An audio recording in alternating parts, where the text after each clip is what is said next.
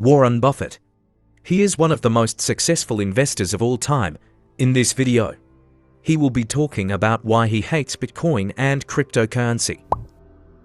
But before we start the video, don't forget to like and subscribe, because only 1.6% of you are subscribed. At one point this weekend, you said that Bitcoin, and this was based, you were asked, Charlie said Bitcoin's like rat poison. You were asked about that comment, and you said, well, it's probably more like rat poison squared. Charlie went on in the meeting to then basically call Bitcoin turds. He is an expressive sort, isn't he? Maybe when he gets a little older, he'll mature. I just want to ask you about that because it sparked so much controversy, and particularly on Twitter and some of the places where you might expect people who are trading in cryptocurrency to be pretty loud about what they heard. What is it about Bitcoin that gets you guys so fired up? Well, when you buy a farm, you look at the crop every year and what prices are, and you decide whether it was a satisfactory investment. I mean, you look to the asset itself and what it produces for you. When we buy a business, we look at what the business earns and decide how we feel about it in terms of what we paid. But we are buying something that at the end of the period, we not only have what we bought in the first place, but we have something that the asset produced.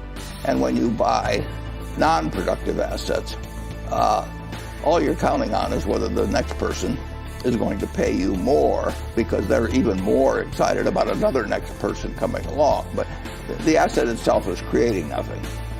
One of the interesting things, for example, is gold. If you go back to the time of Christ and you look at how many hours of labor you had to give up in order to buy an ounce of gold, and you take it forward to now, you'll find the compound rate maybe 1/10 or 2/10 of 1%. You know, and then you have to insure it during that time and make sure somebody doesn't steal it from you and everything. But it doesn't produce anything. And productive assets. You can pay too much for a productive asset, but I bought a farm in the 1980s, and every year look at how much it produced away soybeans and corn, and at the end of that period, I've still got the farm, and I've gotten some significant income off of it, apartment house, operating business. But if you and I buy various cryptocurrencies, they're not going to multiply. They're not going to be a bunch of rabbits sitting there in front of us. They're just going to sit there.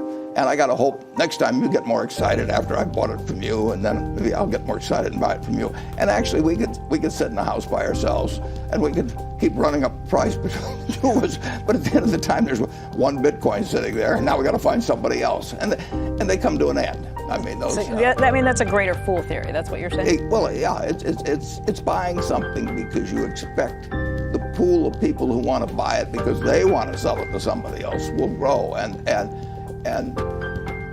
it's wonderful because it does create a rising price, does create more buyers, and people think I've got to get in on this, and it's better if they don't understand it. That's the other thing about non-productive. If you don't understand it, you get much more excited than if you understand it. I mean, if you buy a bond that says it's going to pay you 4% a year, you're not going to get any pleasant surprises.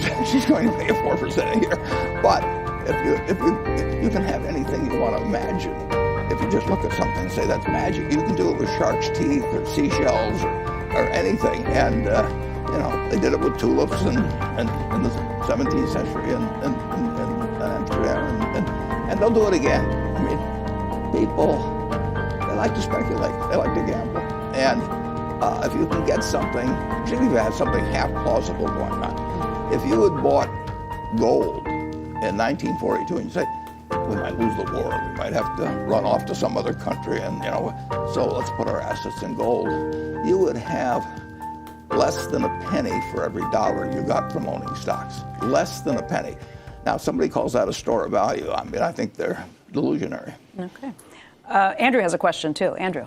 Hey, Warren, related to this issue of Bitcoin, you saw that Goldman Sachs just last week announced they were going to create effectively a trading operation around cryptocurrencies and Bitcoin in particular.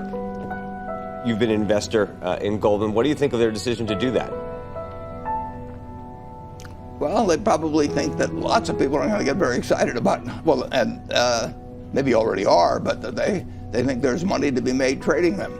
I don't think they're expressing an opinion on the ultimate value. I would be very surprised if the top partners of Goldman are selling their Goldman stock and putting it into Bitcoin. But I want to cover this subject now because my friend Charlie will come on at 8 o'clock and he'll tell him what he will say. Well, that's my whole entire point. I do want to ask Charlie about it because I think when he talked about the turds, he was referring to this.